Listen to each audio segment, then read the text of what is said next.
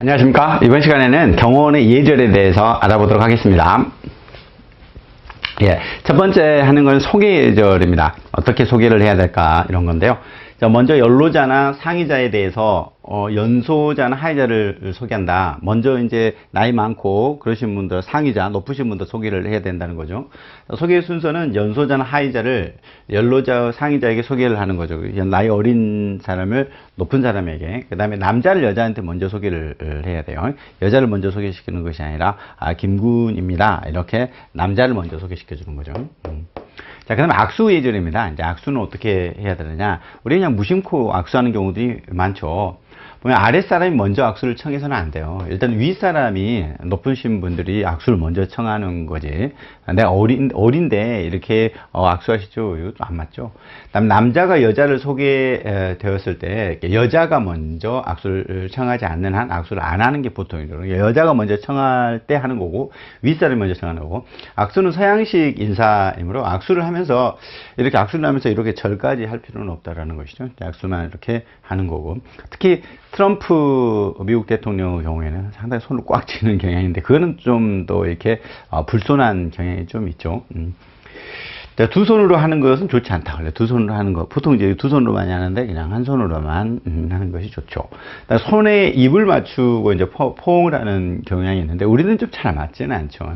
신사가 숙녀 후 손을, 입술을 가볍게 대는 것을 키싱 핸드라고 합니다.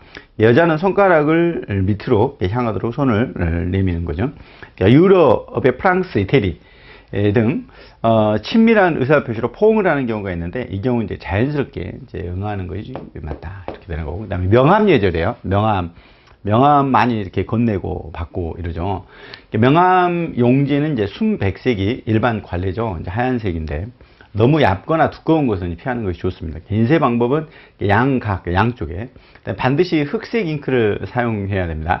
금색 둘레를 친다거나 기타 색칠을 사용하지 않는 게 좋고, 필기체를 사용하는 것이 일반 관례입니다. 사용 방법을 보면, 이제 명함은 원래 이제 나무집을 방문하였다가 주인을 만나지 못했을 때 자신이 다녀갔다는 증거로 이렇게 남기는 것이 유래인데, 명함은 이 같은 습관은 현재 많은 변모가 됐어요. 그래가지고 선물이나 꽃, 그다음에 소개를 한달지 이럴 때 이제 카드가 알려져 있죠. 상대방과 인사하면서 직접 명함을 내미는 관습은 서양에서는 없으나 명함을 내밀 때는 이제 같이 교환하는 게 예예요. 같이 교환하는 게. 그럼 명함에 쓰는 약자들이 많이 있어요. 명함 좌측 하단에 연필로 기입해서 봉투에 넣어 보냄으로써 인사에 대신하는 건데요. 이렇게 PR라는 감사예요. 그 다음에 PF라는 건 축하를 말하고, PC라는 게 조의를 말합니다. 컨솔. 그 다음에 PP로 들어가는 소개죠. 프리센터라고 하는. 그 다음에 PP로 들어가는 또 하나가 있는데, 작별. 여기 이제 두 가지가 있어요. 이렇게. 아무튼 이런 명함에 이제 약자들이 있다. 이제 이런 부분들 또 알아주시고요. 이거는. 그 다음에 이제 연회 예절입니다. 연회 예절. 초청을 하고 이렇게 할 때 주빈보다 직위가 높거나, 너무 낮은 인사는 피해야 돼요. 비슷해야 되고, 좌석 배치인데 편의상 이제 상하계급을 적절히 배합할 수 있도록 초청객을 이제 선정을 해야 됩니다. 너무 또 많으면 너무 적어도 안 되죠. 초청장은 통상 행사 2-3주 전 정도 발송하는 게 이제 관례이죠. 그럼 2주 정도면 14일, 3주면 21일 정도 되죠. 한 달 넘어가 버리면 안 되고요. 참석 여부를 통지하는 것이 있는데, RSVP라고 그래요. 초청장 좌측 하단에 표시를 합니다. 초청장 좌측 하단에. 그 아래 초청장의 연락처를 쓰겠죠. 아무튼 좌측 하단에 이제 이러한 참석 여부를 물어보는 거고요. 그 다음에 이제 RSVP를 요하는, 그러니까 이제 참석 여부를 물어보는 거죠. 꼭 참석을 통지하여 차질이 없게 이렇게 하는 거죠. 이게 참석 여부 통지 부분이고요. 그래서 전화번호를 둬서 참석할지를 알려달라. 규모가 큰 경우가 있어요. 리셉션처럼. 정확하게 알 필요 없을 때에는 이렇게 regret only, 그러니까 초청을 수락하지 못할 때만 회답을 바란다. 이런 식으로 이렇게 해주는 거죠. 참석할 수 있습니까? 없습니까? 이제 이 부분이 RSVP라고 한다면 여기는 regret only라는 거는 연락 안 하셔도 되지만 혹시 못하게 되면 연락을 달라. 이렇게 되는 거죠. 초청자는 이제 강요급 이상의 인사에 대해서는 직책만 표기를 합니다. 직책만. 기타 인사는 성명과 직책을 적절히 쓰되 부인을 동반하는 경우에는 동형 부인 함께 이렇게 표기를 하고 초청장 봉투에는 성명과 직책을 모두 기입합니다. 외국 인사에 대해서는 적절한 호칭 등도 이렇게 표시를 하고요. 아무튼 이거 하나하나 이런 세심한 배려가 필요합니다. 복장이에요. 옷은 어떻게 해야 되느냐? 초청자 우측 하단에 이제 이 복장의 종류를 이제 표시를 합니다. 인포멀 또는 라운지 수트. 이게 남자의 이제 평복, 여자는 이제 칵테일 드레스 또는 룸 드레스를 의미하고요. 블랙 타이 또는 뭐 턱시도 이런 식으로 이렇게를 표시를 하는 거죠. 그다음에 평복의 색깔은 진한 회색이나 또는 이제 곤색이 적합하고요. 저고리 바지의 색깔이 다른 것을 입어서는 좀 안 맞고요. 이만큼 이렇게 복장도 적절하게 맞춰서 그 다음에 고상한 옷은 좋으나 신기한 옷은 바람직하지 않죠. 너무 이렇게 튀는 옷이랄지. 한국인은 보통 흰 양말 착용을 선호하지만 점잖은 신사에게는 또 금기사항이고요. 그다음에 머리를 단정하게 하고 입냄새를 조심해야 되겠죠. 그 다음에 블랙 타이는 야간 리셉션과 만찬시 주로 착용하기 때문에 만찬복이라고 이제 불립니다. 흑색 상하이, 흑색 허리띠, 백색 셔츠, 흑색 양말, 그 다음에 흑색 구두가 이렇게 이른다. 좀 복잡하죠. 우리나라와 달리 조금 예절을 강조하는 어떤 문화가 있기 때문에 그런 문화들도 알아둬야 된다. 복장에 대해서 알아봤고요. 메뉴입니다. 대규모 이제 공연 메뉴를 이렇게 인쇄해야 되는데 누구를 위한 연회인지 그 밑에 주최자, 일시, 장소를 기입하고 요리명도 다 하고요. 기피 음식은 피해야 되겠죠. 특히 이제 회교나 불교나 힌두교나 이런 부분에 있어서 거기에 문화를 잘 알아서 거기에 기피되는 음식을 올려서는 안 되겠습니다. 특히 뭐 돼지고기를 안 먹는데 돼지고기를 올리거나 이러면 안 되겠죠.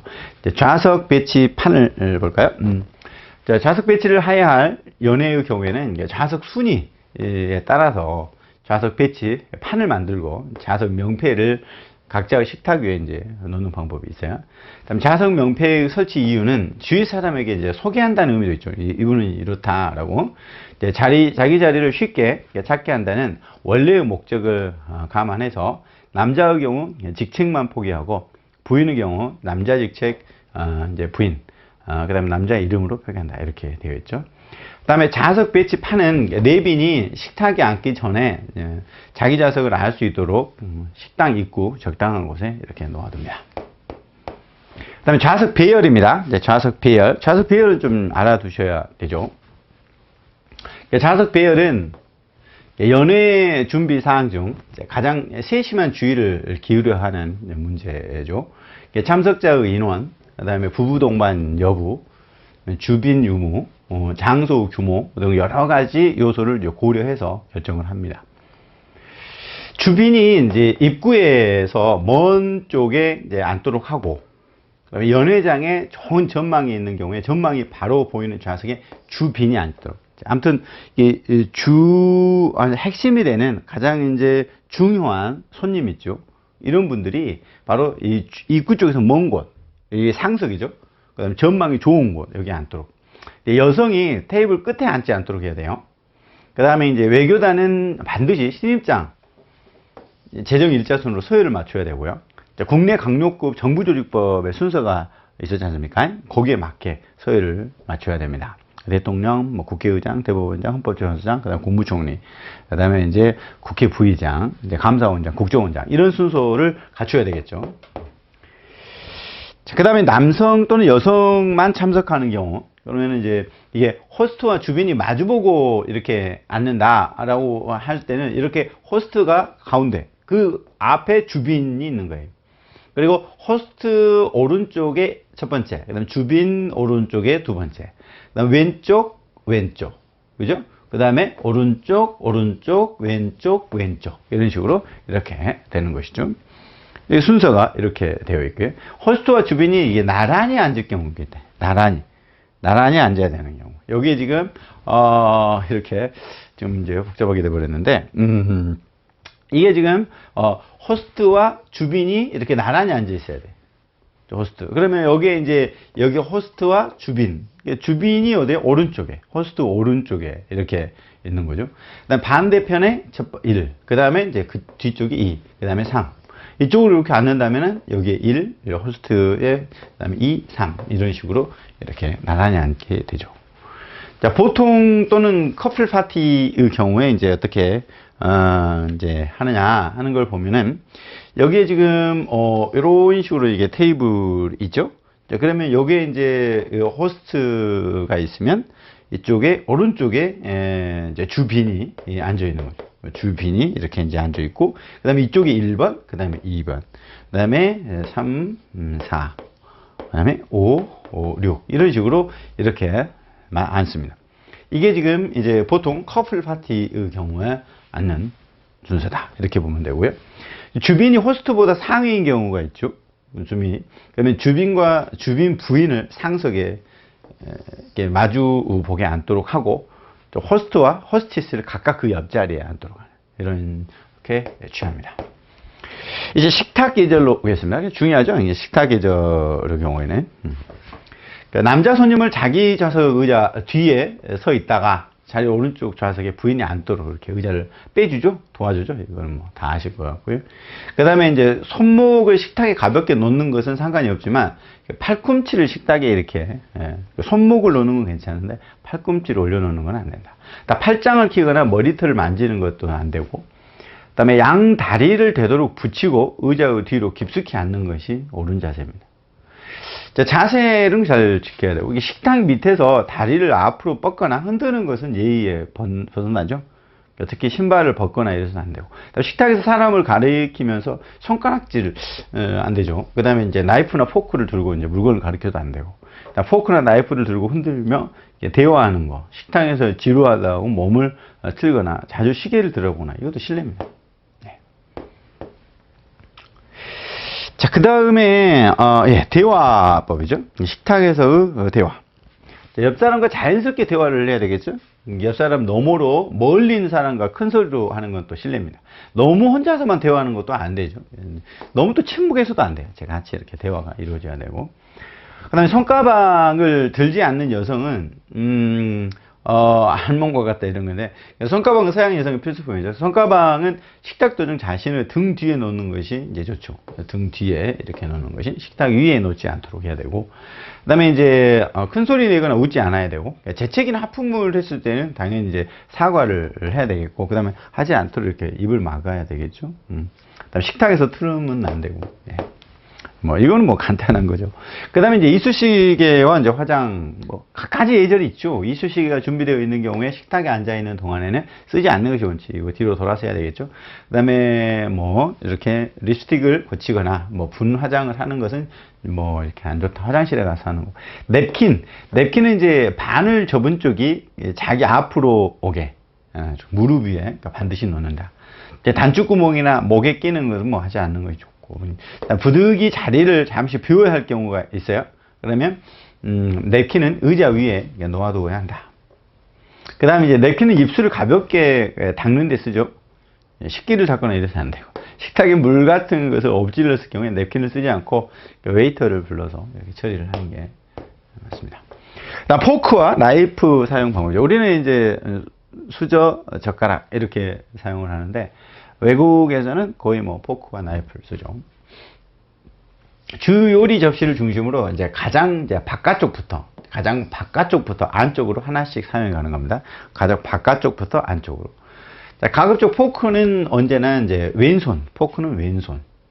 그 다음에 이제 음식을 자른 뒤에 나이프로 이렇게 자르잖아요. 접시 위에 놓고, 그 다음에 이제 왼손에든 포크를 오른손으로 옮겨 잡아서 이렇게 잡고 오른손으로. 그 다음에 포크와 나이프를 접시 위에 여덟 팔자로 놓으면 식사 중을 의미하죠. 여덟 팔자를 이렇게. 그 다음에 둘을 가지런히 이렇게 얹어 놓으면 식사가 끝났음을 의미한다고 합니다. 가지런히 놓냐. 살짝 이렇게. 그 다음에 이제 빵 먹는 법을 보면, 보통 이제 우리가 먹을 때 이렇게 먹으니까 이렇게 놓으면은 식사 중인 거고, 그냥 놔두면 이제 끝났다. 자, 빵 접시는 본인은 왼쪽, 그러니까 빵이 왼쪽, 그 다음에 이제 물컵은 오른쪽에 두죠. 그 다음에 빵은 이제 나이프를 쓰지 않고 한 입에 먹을 만큼 손으로 떼어 먹는다. 그 다음에 이제 그 빵은 이제 스프가 나온 후에 먹기 시작하죠. 디저트가 나오기 전에 마셔야 한다. 예, 스프 먹는 법입니다. 스프. 왼손으로 국그릇을 잡고 그 바깥쪽으로 약간 숙인 다음에 오른손은 스푼으로 이게 바깥쪽으로 떠서 먹는 것이 옛날 예법이며, 요즘엔 그릇을 그대로 두고 먹어도 되죠. 복잡하죠, 이게. 그 다음에 소리를 내는 건 동물의 표시다라는 말이 있어요. 절대 소리 내지 않도록. 손으로 먹는 경우가 있는데, 서양에서는 식탁에서 반드시 나이프와 포크를 써서 음식을 먹는 것이 원칙입니다. 손으로 먹는 것은 엄하게 이제 금지하고 있는 게 원칙이죠. 그 다음에 새우나 개육 껍질을 벗길 때 손을 쓰죠. 이제 이 경우 손가락을 반드시 씻어야 합니다. 그죠? 그 다음에 생선의 작은 뼈를 입속에서 꺼낼 때는 포크로 받아서 접시 위에 놓는 것이 좋다. 자, 그 다음 핑거볼인데요. 식사 후 마지막 코스인 디저트를 마친 후에 손가락을 씻도록 내오는 물인데요. 손가락만 한 손씩 씻죠. 손 전체를 집어넣어서 씻으면 안 됩니다. 자, 먹고 마시는 속도는 뭐 절도 이렇게 적당하게. 뷔페의 경우에 너무 많이 먹어서는 안 되고, 식사 중 속도는 좌우의 손님들과 보조를 맞춰가면서 참 복잡하죠. 소화 안 될 것 같죠. 그 다음에 식사 중에 샐러리 코스가 끝날 때까지 담배를 피우지 않는 것이 습관 맞고요, 관습이고요. 칵테일을 더 청할 때 되도록 처음 마신 것과 같은 것을 마시는 것이 좋겠고, 식욕을 돋구기 위해 식전 주의므로 절대로 취할 정도로 마시면 안 되겠죠. 자, 그 다음에 레이디 퍼스트라고 나오죠. 많이 들어보셨죠. 서양에서는 언제나 여성을 앞세우고 길을 걸 때 자리에 앉을 때 여성이 오른쪽이 상석입니다. 그 다음에 문을 열고 닫을 때 뒤에 오는 사람을 위해 잠시 문을 잡아주죠. 여성이 들어갈 수 있도록. 근데 이제 남자도 그렇고. 그다음에 승강기를 탈 때 남성은 아주 복잡하지 않은 한 여성이나 어린이, 노인을 먼저 태우는 거고요. 식당, 극장, 오페라에서 안내인이 있을 때 여성을 이제 앞세우고, 안내인이 없을 때는 남성이 앞서고, 안내인이 있으니까 그 다음에 여성이 가면 되고요. 없을 때는 남성이 앞으로 앞장서서 인도해야 되겠죠. 길을 걸을 때나 앉을 때 남성은 언제나 여성을 우측에 모시죠. 우측에 모셔야 돼요. 그 다음에 차도가 있는 보도에서 남성이 이제 차도 쪽에 위험하니까, 뭐 이거는 뭐 다 알 것 같고요. 이제 남성이 두 여성과 함께 길을 갈 때, 의자에 앉을 때 두 여성 사이에 끼지 않는 것이 예의다. 길을 걸을 때 재빨리 두 여성 사이에 끼어 걸으면서 양쪽 여성을 다 같이 보호를 한다. 걸을 때는. 그 다음에 호텔에서 여자 혼자 이제 남자 손님을 방문을 받았을 때 로비에서 만나는 거 원칙이죠. 안쪽에 들어가는 게 아니라, 요즘에도 뭐 미투 사건 이런 문제들이 많이 있죠. 그러니까 자기 방에서 이게 만나는 것은 자칫하면 오해를 받기 쉽잖아요. 출입문을 조금 열어 놓는 것이 또 에티켓이고, 그 다음에 겨울철에 이제 여성이 외투를 입고 벗을 때 도와주죠. 식당, 극장에서는 남성이 맡기고 찾는 것이 예의입니다. 그 다음에 이제 자동차, 기차, 버스를 탈 때 일반적으로 여성이 먼저 타죠. 여성이. 그리고 남성이 먼저 내려서 필요하면 문 열어주고 이러기도 하죠. 그다음 비행기는 언제나 여성이 먼저 탑니다. 그리고 먼저 타고 먼저 내린다. 먼저 내린다. 그다음에 여성은 자동차를 탈 때 안으로 먼저 몸을 굽혀 들어간 것보다는 차 밖에서 차 좌석에 먼저 앉고 다리를 모아서 차 속에 들어놓죠. 참 복잡하죠. 그러니까 차에서 내릴 때는 반대로 이렇게 조신하게 이제 발부터. 그다음에 계단을 오를 때는 남자가 앞서고요. 내려올 때는 반대입니다. 예, 이것도 좀 알아두시고. 자, 예절에 관한 사항 이제 정리가 되어 있죠. 예. 연회의 초대장 발송 시기 2, 3주 전이고요. 그러니까 전화 초청과 초청장 발송을 한다. 그러면 이제 반드시 별도의 초청장을 발송을 해야 돼요. 전화 요청 시에는. 전화 요청만 하고 끝나는 게 아니에요. 그다음에 장차관이나 국회의원 좌석 배열이다. 국회의원의 경우 원칙적으로 장관 차관 사이에 이제 배치합니다. 전직, 나이 이런 걸 관련 여부에 대해서 고려해서 배치하죠. 아무튼 사이에 장차관 사이에 주빈과 이제 주최자 위치, 주빈은 주최자 쪽으로 봐서 오른쪽에 위치하죠. 주빈은 주최자 쪽에서 봤을 때 오른쪽 이렇게 봤을 때예요. 그다음에 이제 주최자는 이제 호스트, 그다음에 주빈을 게스트 오너라고 하죠. 자, 주최자와 주빈의 좌석 배치. 주빈은 출입구에서 먼 쪽, 주빈이 먼 쪽. 그다음에 창이 있다. 그러면 창이 잘 바라보는 쪽이죠. 이게 전망이 좋은 쪽이죠. 연회 복장의 표기에 평복을 의미. 연회에서 평복은 정장을 말하죠.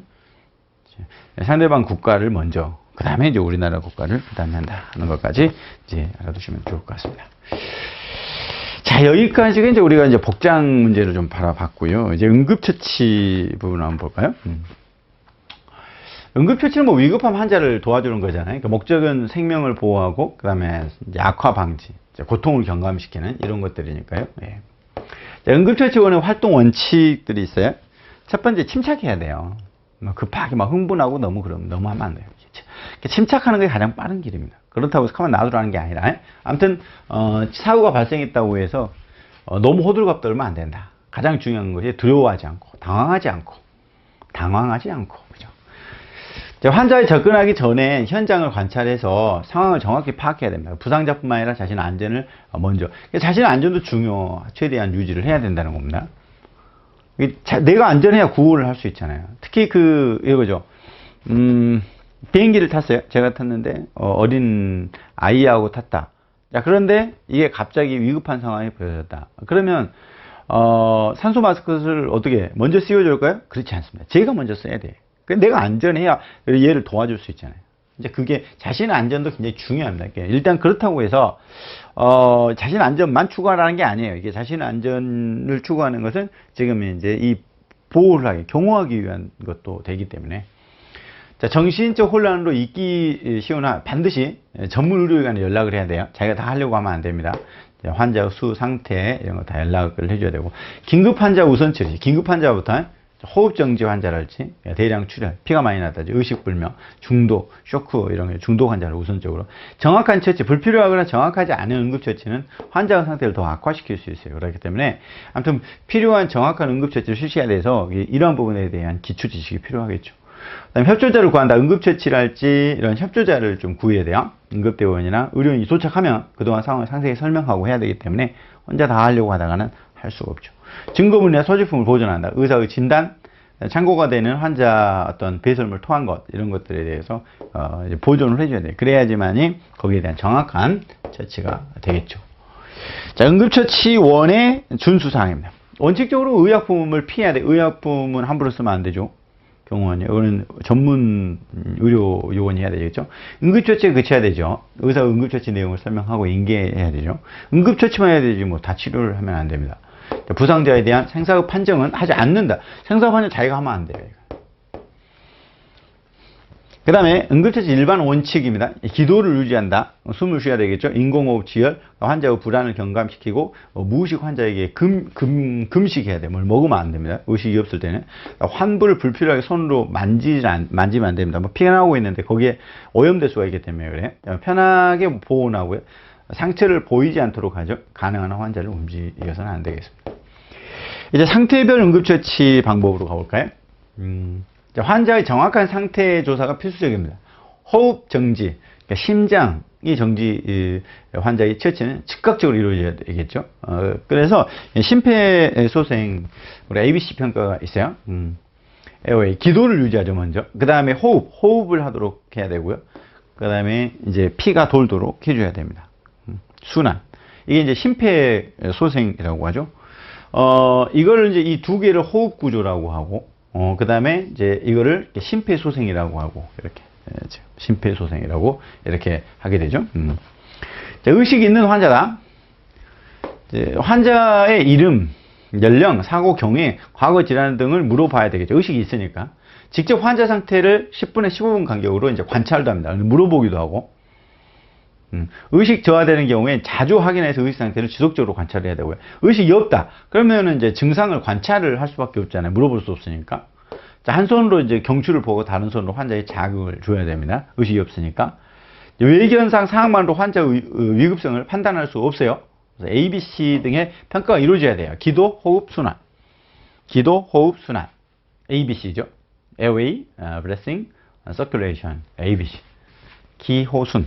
그 다음에 이제 전체적인 어떤 판단, 평가 방법이 있어요.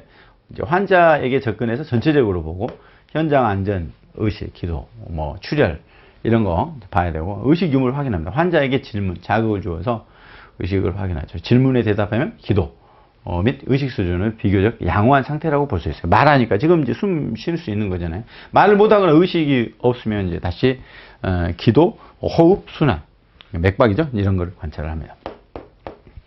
그 다음에 이제 기도 유지 상태 파악입니다. 기도 유지 상태 파악. ABC 평가 중에서요. 자, 비외상 환자는 이제 머리를 젖히고요. 머리를 뒤로, 턱을 위로 당깁니다. 그래가지고 기도를 확보해 줘야 돼요. 이렇게 숨을 쉬도록 해야 됩니다. 자, 경추 환자의 경우에 금지하고 다른 기도 유지 방법을 선택을 해야 되겠죠. 요게 이제 뼈가 상했다면. 입을 벌려서 기도가 막히는지 확인을 하고요. 이물질 막힐 수 있으니까. 혀가 후방으로 말려 들어가지 않도록, 왜 혀에 의해서 막히니까요. 자, 환자가 입을 벌리기 어렵다. 강제적으로 벌리거나 구강 내 손가락을 넣지 않아야 돼요. 할 때는 옆으로 이제 움직이는지 해야 되겠죠. 이물질을 제거해 줘야 됩니다. 요게. 예를 들면 토한달제 했을 때는 이제 막힐 수가 있기 때문에.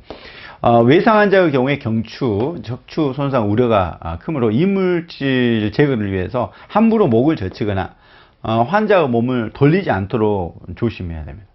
양쪽 뺨이나 입술, 가장자리, 아래턱, 양손으로 두 엄지손가락을 놓고 양손으로 나머지 네 손가락으로 귀 및 전상으로 들어 올려서 기도가 막혔는지 확인하는 겁니다. 그 다음에 이제 호흡 맥박이죠. ABC 중에 호흡 맥박. 눈으로 이제 환자의 가슴을 봅니다. 이게 지금 뛰고 있는지 이렇게 숨소리 들어보고, 호흡이 없으면 인공호흡을 실시해야 되겠죠. 그 다음에 입으로 하는 인공호흡을 하는 것은 전염성이 쉽게 노출됩니다. 수건이나 휴지 등으로 이렇게 좀 막고 해야 되고, 맥박도 없으면 즉시 심폐소생술을 합니다. 맥박이 아주 느리거나 아주 빠르다 그러면 위험한 상태라는 거 확인하시고, 그 다음에 이제 얼굴빛, 피부색, 체온을 이제 살펴봐야 됩니다.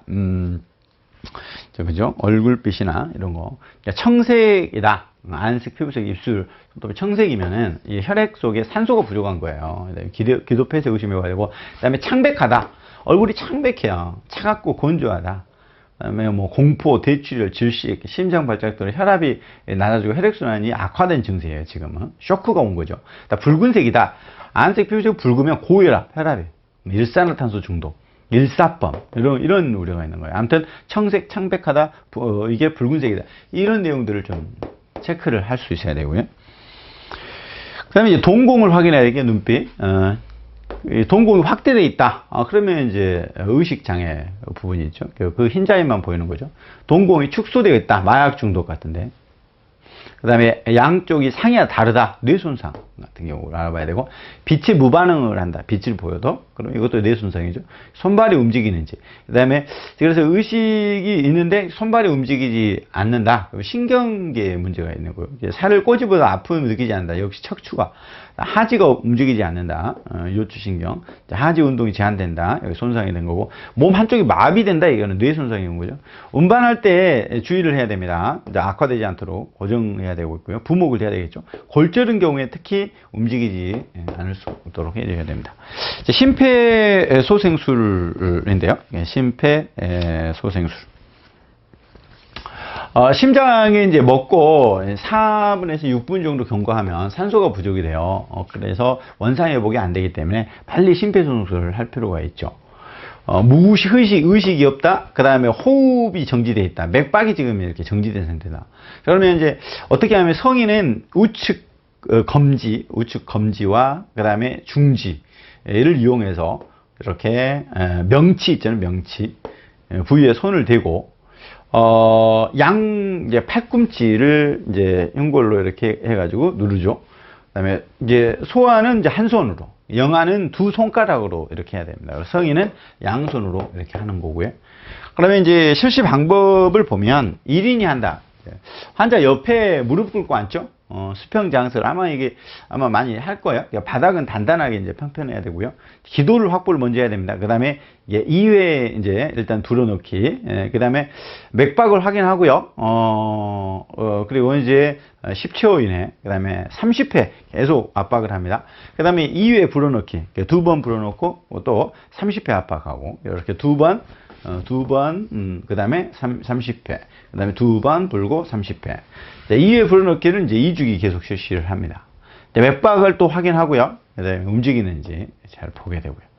확인해 본 후에 호흡과 맥박이 모두 있다면 옆으로 누이고 계속 기도를 유지할 수 있도록 이렇게 해줘야 되죠. 이제 이러한 것들, 이러한 순서대로 이루어집니다. 자, 그러면 2명이 하는 경우는 어떻게 하느냐?